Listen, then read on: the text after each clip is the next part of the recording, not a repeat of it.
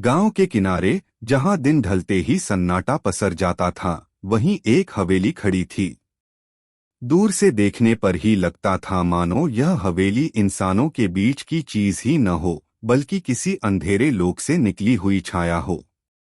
टूटी फूटी दीवारें, छत पर झुकी जंगली बेलें और खिड़कियों में झूलती चरमराती लकड़ियां इसे एक जीवित लाश जैसा रूप देती थीं। गांव वाले कहते थे कि यह हवेली दिन में भी अजीब सी ठंडी लगती है। धूप कितनी भी तेज क्यों न हो, इसके भीतर अंधेरा हमेशा कैद रहता था। और रात होते ही यह अंधेरा ऐसा लगता जैसे हवेली की नसों में जहर की तरह दौड़ने लगता हो। लोगों के मुताबिक जैसे ही घड़ी रात के 12 बजाती, हवेली से आवाजें आने लगतीं। कोई चीखता हुआ रोता, कोई कराहता, कभी औरत की सिसकियां, तो कभी किसी के जोर से ठहाके। आवाजें इतनी साफ होती कि लगता मानो कोई बिल्कुल पास खड़ा हो। लेकिन जब हिम्मत करके कोई झांकने जाता, तो हवेली उतनी ही खामोश खड़ी मिलती, जैसे सदियों से किसी नींद में डूबी हो। एक बार गांव का चरवाहा अपने मवेशियों के साथ देर रात वहीं से गुजर रहा था।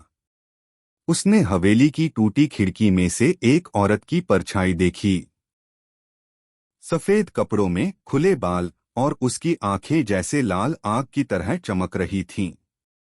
डर के मारे उसकी आवाज गले में ही फंस गई। सुबह जब लोग उसे ढूंढने गए तो वह खेतों में बेसुध पड़ा मिला, और होश आने के बाद सिर्फ यही कह सका। वो मुस्कुरा रही थी, लेकिन उसकी मुस्कान इंसानी नहीं थी।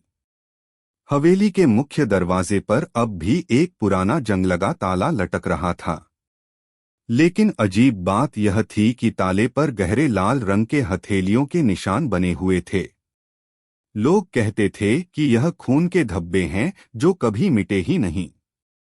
जब भी बारिश होती, हवेली की दीवारें भीग जातीं, लेकिन उन निशानों का रंग और भी गहरा हो जाता, मानो किसी ने अभी अभी ताज़ा हाथ वहां रखा हो। गांव के बुजुर्ग अक्सर कहा करते थे, यह हवेली खंडहर नहीं है, यह एक पिंजरा है। और उस पिंजरे में कैद है वो आत्मा जिसकी कहानी कोई सुनना नहीं चाहता। कहते हैं 100 साल पहले इस हवेली में एक अमीर जमींदार रहता था। उसकी मौत रहस्यमय हालातों में हुई थी, और उसी के साथ हवेली की रूहानी तबाही की शुरुआत हुई। तब से लेकर अब तक यहाँ दर्जनों लोग गए, लेकिन या तो वापस लौटकर नहीं आए, या अगर लौटे तो उनका दिमाग संतुलित नहीं रहा। गांव वालों ने कई बार कोशिश की कि हवेली को गिरा दें, लेकिन हर बार कोई न कोई अनहोनी हो जाती। मजदूर बीमार पड़ जाते, औजार टूट जाते, और एक बार तो जो आदमी हथौड़ा चलाने गया, उसकी वहीं मौत हो गई। तब से किसी ने हवेली को छेड़ने की हिम्मत नहीं की। और अब कई सालों बाद गांव की वही हवेली एक बार फिर किसी की जिज्ञासा का केंद्र बनने वाली थी। उस रात जब पूरा गांव गहरी नींद में था, एक नौजवान लड़का आरव अपनी टॉर्च लिए उसी हवेली के रास्ते पर बढ़ रहा था। आरव शहर से आया था, एक कॉलेज का छात्र जिसे पैरानॉर्मल स्टोरीज पर रिसर्च करनी थी। उसे पता था कि इस हवेली में कुछ तो राज है, कुछ ऐसा जिसे कोई खोलना नहीं चाहता। चारों ओर सन्नाटा पसरा था, बस पेड़ों की शाखें हवा से टकराकर चरमराती। दूर से कुत्तों के भौंकने की आवाज आ रही थी। जैसे जैसे वह हवेली के करीब पहुंच रहा था, उसकी सांसें भारी हो रही थीं। हवेली अब उसके सामने थी, अंधेरे में डूबी हुई, मानो अपने भीतर कोई राज छिपाए उसे घूर रही हो। उसे अंदाजा नहीं था कि यह हवेली सिर्फ खंडहर नहीं, बल्कि एक जाल थी। एक ऐसा जाल जिसमें फंसने वाला कभी पहले जैसा नहीं लौटता। गांव की सुबह हमेशा पक्षियों की चहचहाहट और बैलों की घंटियों से गूंजती थी। लेकिन हवेली के आसपास का इलाका सुबह भी अजीब तरह से चुप रहता। ऐसा लगता जैसे वहां का माहौल बाकी गांव से बिल्कुल अलग हो। आरव गांव में नया था। वह हवेली के रहस्य को लेकर बेहद उत्सुक था, लेकिन गांव के लोग उससे बात करने से बचते थे। जब भी वह हवेली का जिक्र करता, लोग नजरें चुराकर जल्दी से वहां से निकल जाते। एक दिन वह गांव की चौपाल पर बैठा था। वहां एक सफेद दाढ़ी वाला बूढ़ा बैठा बीड़ी फूंक रहा था। उसकी आंखों में बरसों का अनुभव और दर्द साफ झलकता था। गांव वाले उसे रामदास काका कहते थे। आरव ने हिम्मत करके उसके पास जाकर पूछा, आरव काका, आप इतने सालों से यहाँ रह रहे हैं, बताइए न, उस हवेली में ऐसा क्या है जिससे सब डरते हैं? रामदास काका कुछ देर चुप रहे। उनकी आंखें धुंधली हो गईं, जैसे किसी पुराने डर को याद कर रहे हों। फिर धीमी आवाज में बोले, रामदास काका, बेटा, वो जगह इंसानों के लिए नहीं है। वहां रात में जो आवाजें आती हैं न, वो किसी जिंदा इंसान की नहीं होती। मैंने अपनी आंखों से देखा है, दीवारों पर खून बहता है, खिड़कियों से औरत की परछाई झांकती है। बहुतों ने हिम्मत दिखाई, लेकिन कोई भी जिंदा लौटकर नहीं आया। आरव ने हल्की मुस्कान दी।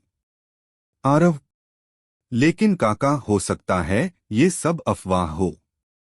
मैं सच जानना चाहता हूं। अगर मैं वहां जाऊं और रिसर्च करूं, तो शायद असली सच्चाई सबके सामने आ जाए। रामदास काका ने बीड़ी जमीन पर फेंकी और कांपते हाथों से आरव का कंधा पकड़ लिया। उनकी आंखें लाल हो गईं, जैसे डर और गुस्से का मिश्रण हो। रामदास काका, तेज आवाज में, ना, कभी मत जाना वहां। वो हवेली मौत से भी बुरी सजा देती है। मैंने अपने भाई को खोया है वहां, और कसम खाई थी कि अब किसी को उस रास्ते पर जाने नहीं दूंगा। आरव चौंक गया। आरव, आपके भाई को? वहां क्या हुआ था? काका ने नजरें झुका लीं। उनकी आवाज कांप रही थी। रामदास काका, आज से 40 साल पहले मेरा भाई और उसके 2 दोस्त शर्त लगाकर हवेली में गए थे। सुबह तीनों में से सिर्फ एक लौटा, और वो भी पागल हो चुका था। वह बस एक ही बात बार बार कहता। वो हंस रही थी। उसने कहा, अब तुम मेरे हो। अगले दिन उसकी भी लाश कुएं से मिली। तब से कोई वहां जाने की हिम्मत नहीं करता। आरव ने गहरी सांस ली। उसकी जिज्ञासा और बढ़ चुकी थी। डर कम नहीं हुआ, लेकिन अब वह पीछे हटने वाला भी नहीं था। रामदास काका ने आखिरी बार उसे चेतावनी दी।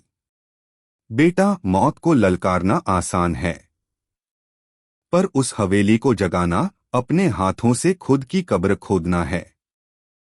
लेकिन आरव ने मन ही मन तय कर लिया था कि वह वहां जरूर जाएगा, क्योंकि उसके लिए यह हवेली अब बस एक खंडहर नहीं रही थी, बल्कि एक ऐसा रहस्य बन चुकी थी जिसे खोले बिना वह चैन से नहीं रह सकता था। आरव गांव में नया था, लेकिन उसके साथ उसकी बचपन की दोस्त मीरा भी आई थी।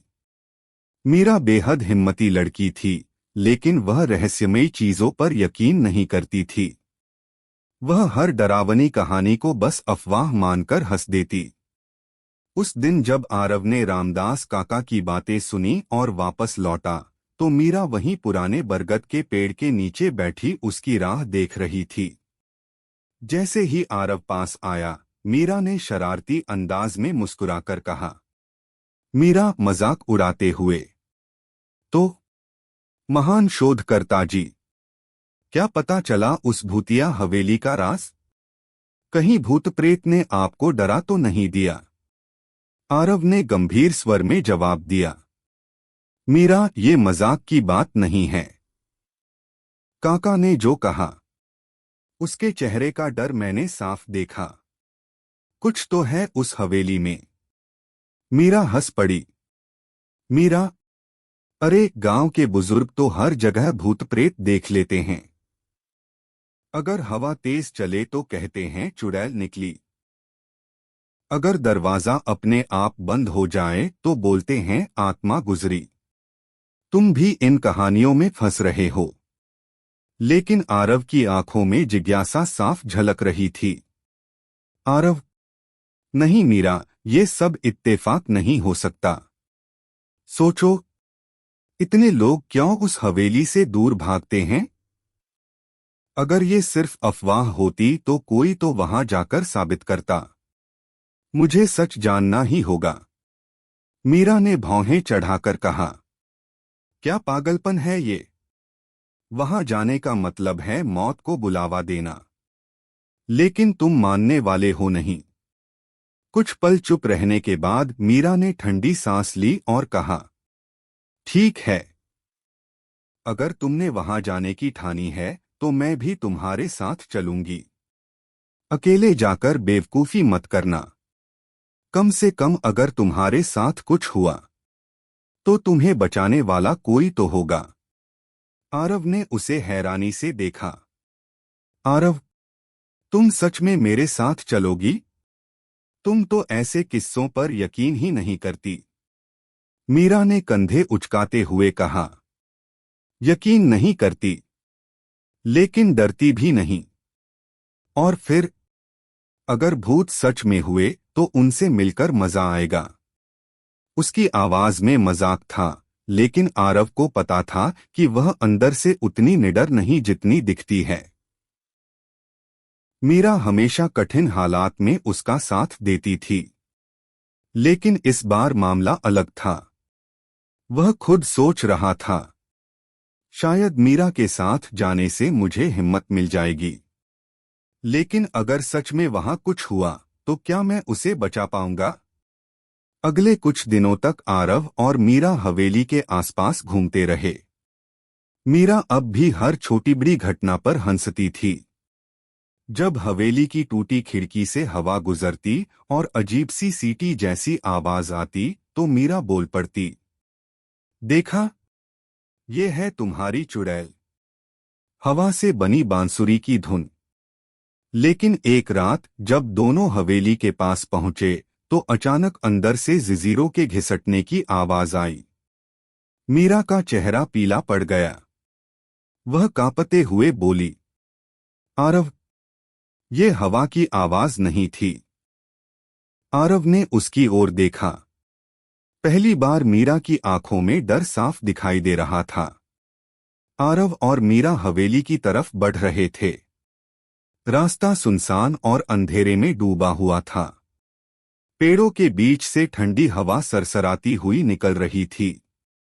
तभी अचानक उन्हें एक अजीब सी आवाज सुनाई दी, मानो कोई गहरी खांसी और साथ में लोहे के जंजीरों की खटरपटर। टॉर्च की रोशनी में उन्होंने देखा कि हवेली के टूटी दीवार के पास एक बूढ़ा आदमी बैठा था। उसके हाथ में लालटेन थी, दाढ़ी उलझी हुई और आंखें गहरी गड्ढों में धंसी हुई। उसकी पीठ झुकी हुई थी और वह धीरे धीरे एक पुरानी चाबी को चमड़े की रस्सी में पिरो रहा था। मीरा धीरे से फुसफुसाते हुए, आरव, ये कौन है? गांव वालों ने तो कहा था यहां कोई नहीं आता। आरव हिम्मत करके आगे बढ़ा और बोला, बाबा, आप यहां क्या कर रहे हैं? बूढ़े ने धीरे धीरे गर्दन उठाई। उसकी आंखें लालटेन की लौ में चमक रही थीं। उसने टूटी फूटी आवाज में कहा, बूढ़ा चौकीदार, तुम दोनों हवेली में जाने वाले हो, है न? आरव और मीरा एक दूसरे को देखकर चौंक गए। आरव, आपको कैसे पता? बूढ़ा हल्की हंसी हंसा। उसकी हंसी सूखी और डरावनी थी। बूढ़ा चौकीदार, जो भी यहां आता है उसकी आंखों में हवेली का लालच साफ दिखता है। मैंने सैकड़ों को जाते देखा है, लेकिन लौटकर कोई नहीं आया। या अगर आया तो वो इंसान नहीं रहा। मीरा कांपते हुए बोली, आप कौन हैं? यहां क्यों रहते हैं? बूढ़ा खड़ा हुआ। उसकी लंबी परछाई हवेली की दीवार पर फैली। बूढ़ा चौकीदार, मैं इस हवेली का चौकीदार हूं। मुझे यहां बांध दिया गया है ताकि ये जगह बाहर की दुनिया को निगल न जाए। मेरा काम है लोगों को रोकना, लेकिन लोग मेरी बात सुनते ही कहाँ हैं? आरव ने साहस जुटाकर पूछा। तो फिर आप हमें रोक क्यों नहीं लेते? अगर वहां सच में मौत है तो हमें जाने क्यों दे रहे हैं? बूढ़ा कुछ पल चुप रहा, फिर धीरे धीरे बोला, क्योंकि कभी कभी हवेली खुद अपने शिकार चुनती है, और आज उसने तुम्हें चुना है। उसके ये शब्द सुनकर मीरा का चेहरा सफेद पड़ गया। मीरा, आरव, चलो यहां से, ये पागल लग रहा है। लेकिन बूढ़े ने उनकी राह रोक ली। उसने अपनी झोली से एक जंग लगी। अगर सच जानना ही है तो ये दरवाजा खोलेगी, लेकिन याद रखना, दरवाजा खोलते ही तुम वापस कभी बाहर नहीं आ पाओगे। इसके बाद वह अचानक पीछे मुड़ा और अंधेरे में गायब हो गया। न टॉर्च की रोशनी में दिखाई दिया, न उसके कदमों की आहट सुनाई दी। मीरा घबराकर बोली, चाबी निकाली और आरव की हथेली पर रख दी। बूढ़ा चौकीदार फुसफुसाते हुए, आरव, ये कौन था? इंसान था भी या कुछ और? आरव ने अपनी हथेली खोली। उसमें वही पुरानी चाबी थी। उसकी ठंडी धातु आरव की नसों में जैसे बर्फ घोल रही थी। हवेली का दरवाजा जैसे ही चरमराया, आरव ने चौकीदार की दी हुई चाबी ताले में डाली। ताले ने अजीब सी आवाज निकाली, मानो किसी की कराह हो। दरवाजा खुलते ही सड़ी हुई लकड़ी और गीली मिट्टी की गंध बाहर फैली। अंदर घुप अंधेरा था। टॉर्च की रोशनी पत्थरों और टूटे फर्नीचर पर पड़कर लंबी लंबी परछाइयां बना रही थी।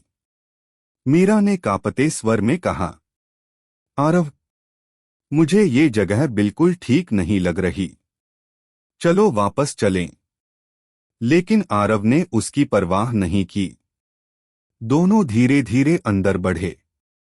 हवेली की दीवारों पर उखड़ा हुआ पलस्तर, जगह जगह जाले और टूटी खिड़कियां थीं। फिर अचानक ऊपर से किसी के चलने की आवाज आई।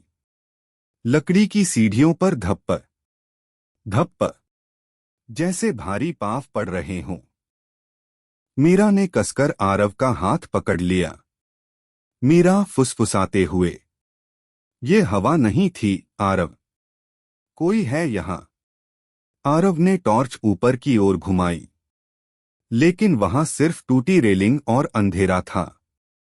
धीरे धीरे हवेली के अंदर सन्नाटा टूटने लगा। कभी किसी औरत की धीमी हंसी, कभी कान के पास किसी के फुसफुसाने जैसा एहसास। मीरा के पीछे से एक ठंडी हवा गुजरी और उसने महसूस किया कि जैसे किसी ने उसके बालों को हल्के से छुआ हो। वह चिल्ला उठी, आरव, किसी ने मुझे छुआ। लेकिन जब आरव ने टॉर्च घुमाई, वहां कोई नहीं था। अचानक दीवार पर एक लंबी परछाई दिखी। वह परछाई औरत की थी, लंबे बाल, फटी हुई साड़ी और सिर झुका हुआ। परछाई धीरे धीरे हिल रही थी, लेकिन सामने दीवार के पास कोई खड़ा नहीं था। मीरा कांपते हुए पीछे हट गई। मीरा, आरव, ये क्या है? आरव कुछ बोलने ही वाला था कि तभी परछाई ने अचानक सिर उठाया। उसके चेहरे पर कोई नक्श नहीं था, सिर्फ गड्ढे जैसी खाली जगहें थीं। सीढ़ियों के ऊपर से अचानक एक औरत की कराह सुनाई दी, मुझे इंसाफ दो। आरव और मीरा ने देखा, एक औरत खड़ी थी। उसका शरीर आधा दिखाई देता था, आधा धुएं में घुला हुआ। चेहरे पर गहरी चोटों के निशान, आंखें काली और खाली। उसके गले में टूटी हुई जंजीर लटक रही थी, जैसे उसे कभी बांधा गया हो।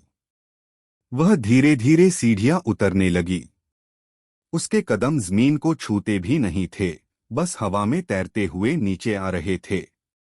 मीरा चीख उठी, आरव, ये इंसान नहीं है। आत्मा ने हाथ उठाया और चारों ओर की खिड़कियां एक साथ धड़ाम से बंद हो गईं। हवेली पूरी तरह अंधेरे में डूब गई। फिर उसकी आवाज गूंजी, जो यहां आया वो कभी लौटकर नहीं गया। अब तुम भी मेरे हो। आरव और मीरा आत्मा से डरकर पीछे हट रहे थे। तभी अचानक हवेली के अंदर लगी टूटी खिड़की से हल्की रोशनी आई, और उसी रोशनी में उन्होंने देखा एक काले वस्त्रों में लिपटा आदमी हवेली के गहरे हिस्से से बाहर आ रहा था। उसके गले में ताबीज और हाथ में अजीब सा डमरू था, जिस पर अंधेरे चिन्ह खुदे हुए थे। उसकी आंखें जलती कोयले जैसी लाल थीं। मीरा ने कांपते हुए कहा, आरव, ये कौन है? वह आदमी जोर से हंसा। रहस्यमयी आदमी, तांत्रिक। ये आत्मा, ये तो मेरी बंदी है। इस हवेली की हर ईंट, हर दीवार मेरे जादू से बंधी हुई है। जो भी यहां आता है उसकी आत्मा मेरी ताकत बन जाती है। आरव चौंक गया। आरव, तो ये औरत, ये आत्मा तुम्हारी वजह से यहां फंसी है? तांत्रिक ने सिर हिलाया। हाँ, ये थी हवेली के पुराने मालिक की बहू। मालिक ने इसे जिंदा दीवारों में चुनवा दिया ताकि उसकी दौलत की चाबी किसी और को न मिले, और मैंने उसकी चीखों को अमर बना दिया। अब ये हमेशा मेरे लिए शिकार करती है। आत्मा पीछे हट रही थी, मानो मजबूर हो। उसकी आंखों से आंसू बह रहे थे। उसने कराहते हुए कहा, मैं इंसाफ चाहती थी, लेकिन इस तांत्रिक ने मुझे और गहरी कैद दे दी। मीरा ने कांपते हुए आरव का हाथ पकड़ा। मीरा, मतलब असली राक्षस ये आत्मा नहीं, ये इंसान है। तांत्रिक जोर से हंस पड़ा। इंसान? मैं इंसान से बहुत ऊपर हूं। मैं मौत का मालिक हूं, और अब तुम्हारी आत्माएं भी मेरी होंगी। हवेली के अंदर तांत्रिक की आवाज गूंज रही थी। आरव और मीरा अभी सोच ही रहे थे कि कैसे बचा जाए। तभी दरवाजे पर हल्की सी खटखट की आवाज आई। दोनों ने चौंक कर पीछे देखा। वहां एक छोटा सा बच्चा खड़ा था। उम्र बस 10 से 11 साल, हाथ में टूटा हुआ खिलौना घोड़ा। उसके कपड़े मैले थे और चेहरा बिल्कुल सफेद। बच्चा धीरे से, भैया, मुझे घर जाना है। माँ मेरा इंतजार कर रही है। मीरा का दिल पिघल गया। मीरा, अरे, तुम यहां कैसे? रुको, हम तुम्हें बाहर ले चलते हैं। लेकिन जैसे ही उसने बच्चे का हाथ पकड़ा, उसका हाथ बर्फ जैसा ठंडा था। बच्चे ने आंखें उठाईं, और उसकी आंखों में सिर्फ काला धुआं था। वह अचानक चिल्लाया, मुझे बचाओ, मुझे इस हवेली ने खा लिया है। साथ ही उसके शरीर पर नीले निशान उभरने लगे, जैसे किसी ने रस्सियों से कसकर बांधा हो। वह जमीन पर गिर पड़ा और तड़पने लगा। आरव ने डरते हुए कहा, ये तो इंसान भी नहीं, और पूरी तरह आत्मा भी नहीं। तांत्रिक जोर से हंस पड़ा। हाँ हाँ हाँ, ये उन दर्जनों मासूमों में से एक है जो यहां भटकते हैं। हवेली और मैं दोनों मिलकर उनकी आत्माएं खा चुके हैं। अब ये आत्माएं मेरे आदेश पर किसी को भी डराने आ सकती हैं। बच्चा चीखते हुए दीवार में समा गया और गायब हो गया। लेकिन उसकी भैया भैया की गूंज हवेली के कोनों में लंबे समय तक सुनाई देती रही। तांत्रिक के मंत्रों से हवेली की दीवारें कांप रही थीं। हर कोने से बच्चों की चीखें, औरतों की कराहें और आदमी की दहाड़े सुनाई दे रही थीं। आरव और मीरा समझ गए, अगर आज यहां से नहीं निकले तो हमेशा के लिए इस हवेली में कैद हो जाएंगे। भूतनी अचानक तांत्रिक की ओर मुड़ी। उसकी आंखों से अब डर नहीं, गुस्सा जल रहा था। उसने अपने लंबे बाल हवा में लहराए और जमीन फटने लगी। भूतनी, तूने मेरी चीखों को अपना खेल बना लिया, लेकिन आज तेरा खेल खत्म होगा। तांत्रिक ने मंत्र पढ़ते हुए अपनी जंजीरें हवा में फेंकी। जंजीरें भूतनी को बांधने लगीं, लेकिन तभी आरव ने देखा दीवार पर एक पुराना तांत्रिक चक्र बना हुआ है। वह वही चक्र था जिससे हवेली का श्राप जिंदा था। आरव ने मीरा से कहा, अगर हम ये चक्र तोड़ दें तो शायद हवेली की कैद टूट जाएगी। मीरा ने कांपते हुए कहा, लेकिन तांत्रिक हमें मार डालेगा। आरव ने दृढ़ आवाज में कहा, अब या तो हम मरेंगे या इन सब आत्माओं को आजाद करेंगे। दोनों उस चक्र की तरफ दौड़े। तांत्रिक गर्जा, नहीं, कोई मेरी ताकत को छू नहीं सकता। उसने हाथ उठाया और मासूम बच्चों की आत्माएं दीवारों से बाहर निकल आईं। वे चीखते हुए आरव और मीरा को रोकने लगीं। तभी भूतनी ने पूरी ताकत से जंजीरों को तोड़ा और बच्चों की आत्माओं के बीच आ खड़ी हुई। उसने कराहते हुए कहा, बच्चों, अब और मत रो, आज तुम्हें मुक्ति मिलेगी। उसने अपनी पूरी शक्ति एक तेज चीख में बदल दी। हवेली की दीवारें हिल गईं, तांत्रिक पीछे गिर पड़ा। इसी मौके का फायदा उठाकर आरव ने पत्थर से तांत्रिक चक्र तोड़ डाला। जैसे ही चक्र टूटा, हवेली में तूफान मच गया। तांत्रिक जमीन पर गिरकर राख बन गया। मासूम बच्चों की आत्माएं मुस्कुराते हुए रोशनी में विलीन हो गईं। भूतनी ने आखिरी बार आंसू भरी आंखों से आरव और मीरा को देखा और धीरे धीरे धुएं में घुलकर गायब हो गई। दरवाजे अपने आप खुल गए। आरव और मीरा भागकर बाहर निकले। जब वे मुड़े तो हवेली धूल और धुएं में बदलकर मिट्टी में समा रही थी। गांव लौटकर दोनों ने राहत की सांस ली। लेकिन अगले दिन आरव को अपनी जेब में कुछ मिला। वह वही टूटा हुआ खिलौना घोड़ा था जो उस मासूम बच्चे के हाथ में था। आरव के हाथ कांप गए। क्या सचमुच सभी आत्माएं मुक्त हो गईं? या कोई अब भी उनके पीछे है?